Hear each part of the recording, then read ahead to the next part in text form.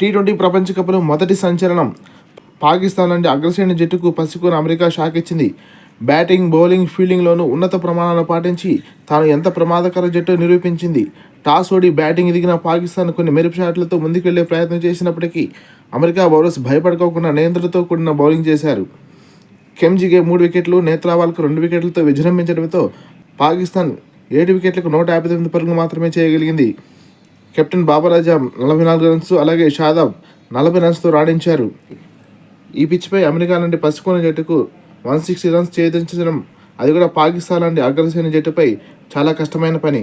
కానీ అమెరికా ఎక్కడ తొందరపడుకోకుండా అద్భుతమైన కాన్ఫిడెన్స్తో సరిగ్గా 20 ఓవర్లకు 159 పరుగులు చేయడంతో స్కోర్లు సమమయ్యాయి.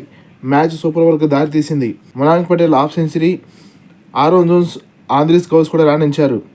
సూపర్ ఓవర్లో మొదట బ్యాటింగ్ చేసిన అమెరికా 18 పరుగులు రాబట్టింది. పాక్ బౌలర్ అమీర్ 3 బంతులు వైడ్ వేయడంతో 7 పరుగులు ఎక్స్ట్రా రూపంలో వచ్చాయి. అమెరికా బౌలర్ నేత్రావాల్కర్ సూపర్ ఓవర్లో కేవలం 13 పరుగులు ఇచ్చి పాక్కు సూపర్ షాక్ ఇచ్చాడు. ఇక్కడ ఫీల్డింగ్ గురించి ఖచ్చితంగా మాట్లాడుకోవాలి. పాకిస్తాన్ జట్టుకు అలాగే అమెరికా జట్టుకు ప్రధానమైన తేడా ఫీల్డింగ్. పేలో ఫీల్డింగ్తో పాకిస్తాన్ తడబడితే అమెరికా అద్భుతమైన ఫీల్డింగ్తో రన్స్ సేవ్ చేసుకుంటూ సూపర్ క్యాచ్ చేస్తూ ముందుకు వెళ్ళింది. నేత్రావాల్కర్ బౌలింగ్లో రిజ్వాన్ ఆడిన షాట్ను స్టీవెన్ టేలర్ పట్టిన క్యాచ్ చూస్తే వారేవా అమెరికా అనక తప్పదు.